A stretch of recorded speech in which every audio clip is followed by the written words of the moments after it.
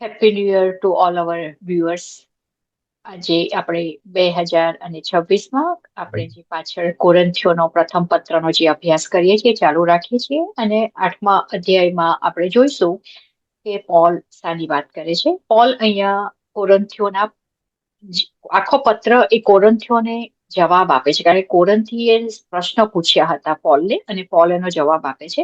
અને અહીંયા જે મુખ્ય મુદ્દો છે એ પ્રસાદ અથવા તો જેને આપણે નૈવેદ્ય કહીએ છીએ એ શું ખ્રિસ્તી વ્યક્તિઓથી ખાઈ શકાય, એટલે કે કોરંથિયન્સ થી ખાઈ શકાય, ખ્રિસ્તીઓથી ખાઈ શકાય કે ના ખાઈ શકાય.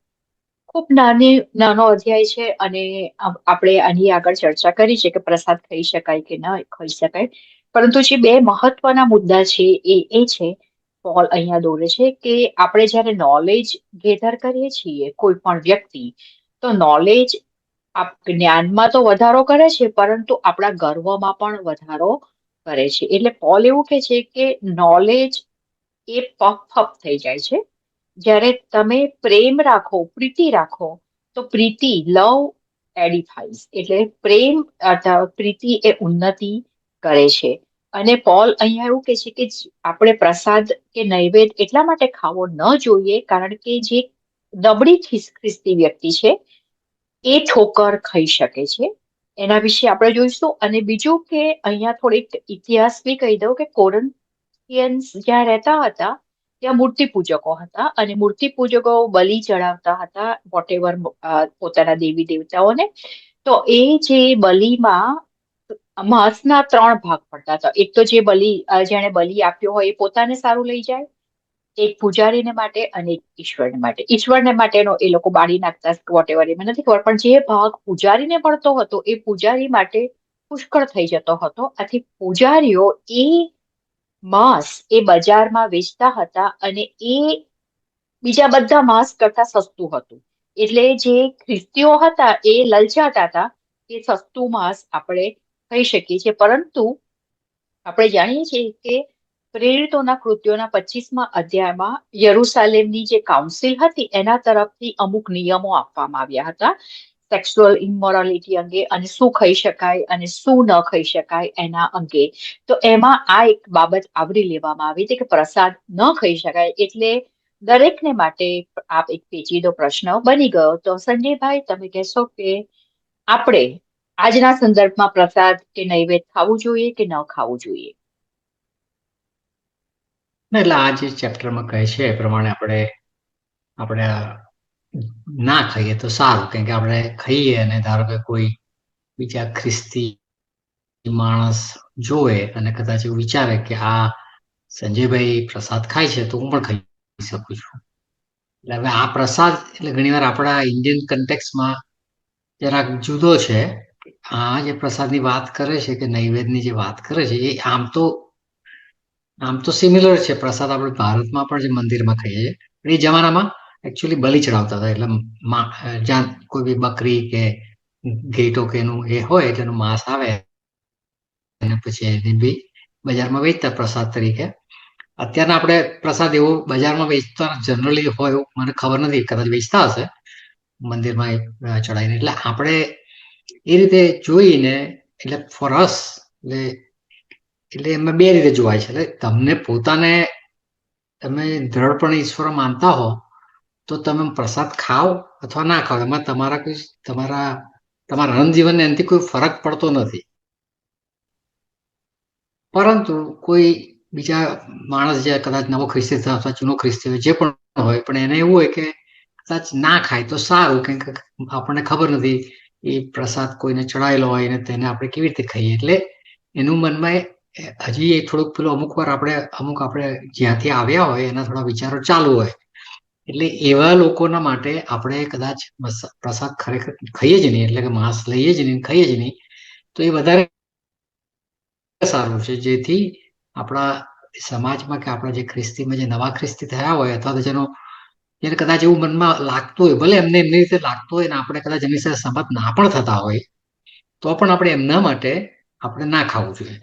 એટલે એ રીતે આપણે જોવું જોઈએ અને આપણે એમ ના માનવું જોઈએ કે હું બહુ જ્ઞાન છે, હું બહુ ભણ્યો છું, હું બાઇબલનો અભ્યાસ મેં ઊંડો કર્યો છે એટલે મને ખબર પડી ગઈ છે. એટલે ભલે એ ભાઈ ભલે માનતા હોય, પણ મારા પ્રમાણે બાઇબલમાં એવું લખ્યું છે કે મારાથી તો ખાઈ શકાય, કશું ફરક પડવા નથી. એટલે એ જે આપણે કરીએ તો એમાં પછી આપણે પફઅપ થઈ ગયા કહેવાય કે આપણને ઘમંડ થઈ ગયો છે. એટલે એ ઘમંડ આપણે ના કરીએ અને કશો વાંધો નહીં. આપણે માંસ નહીં ખાઈએ તો શું ફરક પડે છે, કે માંસ ખાઈશું તો પણ શું ફરક પડે છે, બરાબર. એટલે એ રીતે આપણે ના ખાઈએ. એટલે આનો આઈ થિંક એનો મેઇન હેતુ આ છે કે આપણે ઘમંડ ના કરીએ અને આપણે બને ત્યાં સુધી અમુક વસ્તુ ના જ કરીએ, કેમ કે આપણને ખબર નથી કોણ આપણને જોવે છે દરમિયાન, કે આપણી વાતો આપણા ગયા પછી કોણ કરશે. કદાચ તમારી સામે પ્રસાદ ખાતા હોય ત્યારે કોઈ ના હોય, પણ જે માણસ પ્રસાદ આપ્યો એ પછી બીજાને જઈને કહી શકે છે કે ભાઈ હા સંજયભાઈ ખાતા હતા પ્રસાદ, મારી સાથે રોજ ખાય છે નો.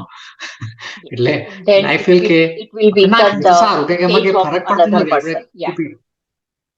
હા, એટલે આપણે એટલે આમાં બહુ નાનું ચેપ્ટર પણ બહુ સરસ યા લોકોને કામ પણ લાગે યસ છે. એટલે અહીંયા જે લોકો વીક જેમનો ફેથ છે એમને ઠોકર ખાતા અટકાવવા માટે, કારણ કે તમે પ્રસાદ ખાતા ખાતા પછી તમે એ દેવની વોટેવર ખોટા દેવની ભક્તિ પણ કરવા લાગો, એવું પણ છે.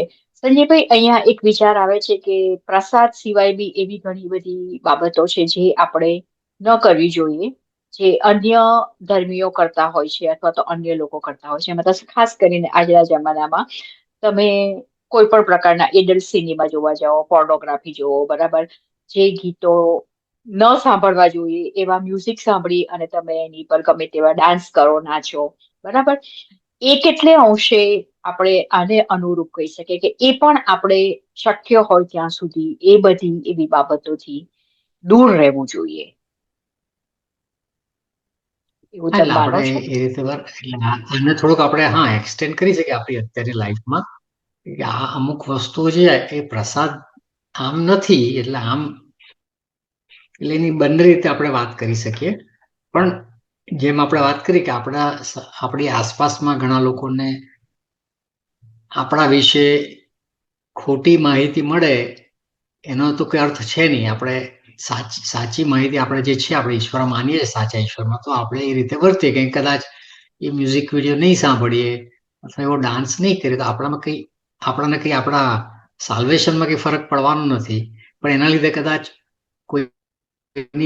કોઈની વિશ્વાસને ઠોકર આ લાગી શકે છે કે ભાઈ હા આ લોકોનો ધર્મ કેવો, આજે તો આમ કરે છે ને કાલે પેલું કરે છે ને પછી આમ કરે છે. એટલે એના માટે પણ આપણે શું કહે સિમ્પલ અને સરળ રહીએ ને ઈશ્વર એટલે એટલે આપણે એક્સટેન્ડ કરી શકીએ અત્યારના જે યા એટલે ઘણી વાર હું એને ઘણા અહીંયા અત્યારના આઈડોલ કે છે કે આઈડોલ મૂર્તિ નહીં. હા, idols, yes, they are the idols. આઈડોલ્સ Idols do not have any idols. કારણ કે આપણે આપણે સંગીતની પછી પાછળ, આપણું અમુક પેલું સેક્યુલર સેલિબ્રિટીની મ્યુઝિક છે, પાછળ ગાંડા રાઈટ. થઈ જઈએ છીએ. પછી આપણે કોઈ સ્પોર્ટ્સ પાછળ એટલા બધા ગાંડા થઈ જઈએ છીએ કે આપણે ઈશ્વરને ભૂલી જઈએ છીએ. અને એ આઈડોલ્સ ઘણીવાર તો પછી તમે તમારા બાળકો પર બી એટલો બધો પ્રેમ રાખતા હો કે તમને ઈશ્વરની પાછળ જવાનો સમય નથી મળતો. એટલે there is so many idols in your life. તો પહેલા તમે ઈશ્વર પર પ્રીતિ રાખો તો તમને બીજી વ્યક્તિઓ પ્રત્યે આપોઆપ પ્રેમ થશે અને તમને બીજી વ્યક્તિઓ સાથે સિમ્પથી, એમની સાથે તમે સહાનુભૂતિપૂર્વક પણ તમે વર્તી શકશો. પરંતુ એ સૌથી પહેલા જ્યારે તમે ઈશ્વર પર પ્રેમ રાખવાનું શરૂ કરશો તો જ એ શક્ય બનશે. એટલે આઈડોલ્સ આપણા જીવનમાં ઘણા બધા હોય છે અને આઈડોલ્સને ખુશ કરવા માટે આપણે ઘણી બધી પ્રવૃત્તિઓ કરતા હોય છે. એનાથી દૂર રહેવું જોઈએ એવું હું સ્પષ્ટપણે માનું છું. અહીંયા હું થોડોક એક સામાન્ય ઇતિહાસ બી કહીશ કે 300 વર્ષ પ્રભુ ઈસુના ગયા પછી જે ખ્રિસ્તીઓ હતા, જે ખ્રિસ્તીઓ કહેવાતા હતા, એ બહુ જૂથ સંખ્યામાં હતા અને ગરીબ પણ હતા. એમની એ કોઈ માલદાર વ્યક્તિઓ નથી, પરંતુ એ લોકો એવું અજબ જીવન અથવા તો એવી અજબ સાક્ષી ઊભી કરી કે જેથી આખું રોમન સામ્રાજ્ય એ ખ્રિસ્તી બની ગયું. આ કે નાની સૂની બાબત નથી. નક્કી હું એવું બહુ દ્રઢપણે માનું છું કે એમનું જીવન એટલું બધું નમૂનારૂપ હતું કે આપણે એની કલ્પના બી ન કરી શકીએ. એટલે આપણને ભલે એ ભવિષ્યમાં જયારે પુનરુત્થાન થશે ને આપણે જયારે એમને જોઈશું ત્યારે એમને પૂછીશું કે એ લોકો આવી સિમ્પલ જિંદગી કેવી રીતે જીવ્યા. અને એ જિંદગી એવી હતી કે એમના જે પેગાન નેબર્સ હતા, they were asking them, who are you and what God you are following? એટલે વિચાર તો કરો કેટલી અદ્ભુત જિંદગી. તો આપણે બી એ જિંદગી, આપણે બધા કરે છે એટલે હું કરું, એ ખ્રિસ્તી ધર્મ નથી, બરાબર.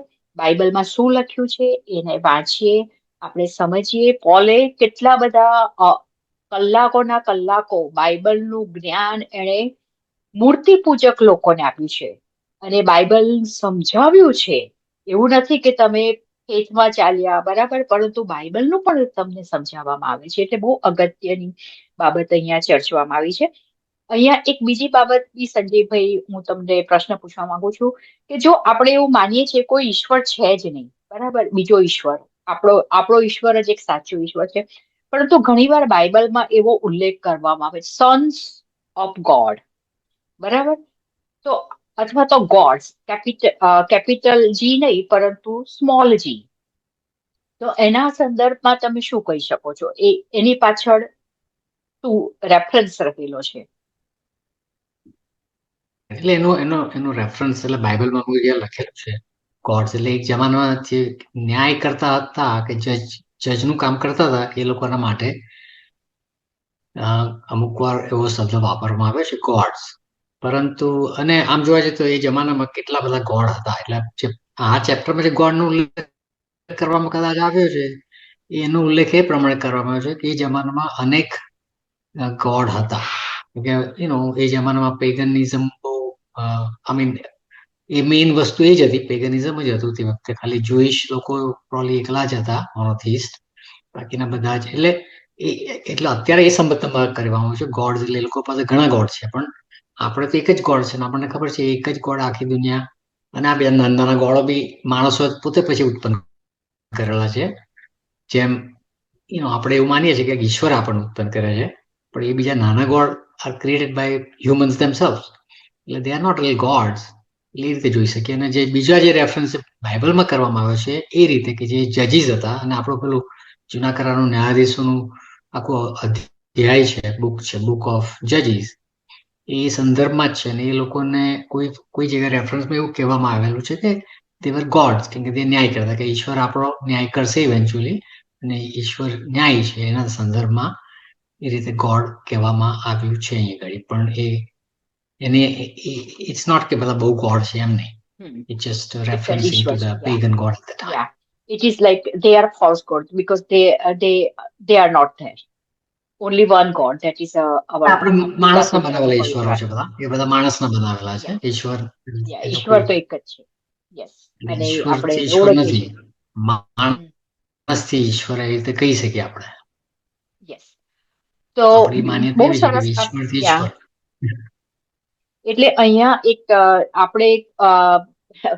આપણે પ્રસાદ ખાઈએ અથવા ન ખાઈએ, બરાબર, એ આપણા આત્મિકતામાં વધારો કે ઘટાડો કરી શકતો નથી, પરંતુ આપણા પ્રસાદ ખાવાથી જો કોઈકની આત્મિકતામાં, કોઈકના ફેથમાં ઘટાડો થતો હોય તો નક્કી એ નહીં આવો, નક્કી એવી પ્રવૃત્તિ નહીં કરવી જેથી બીજાનું ફેથ ઠોકરરૂપ થાય, એવું અહીંયા પોલ આપણને સમજાવે છે અને એવું એ શીખવાડે છે. સંજયભાઈ, તમારા મનમાં બીજો કોઈ પ્રશ્ન હોય તો આપણે એની પણ ચર્ચા કરીએ.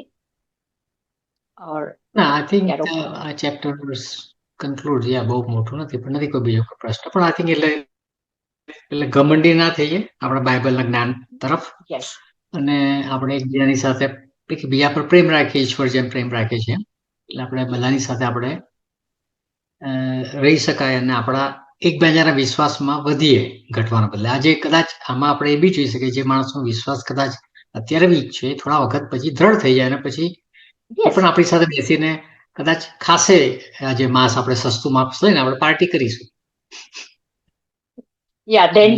પ્રેઝ કરીશું. એટલે આપણે કોઈને એકદમ અચાનક ખાઈ દઈએ એના કરતા આપણે એમની સાથે રહીએ, એટલે એ પણ જરૂરી છે.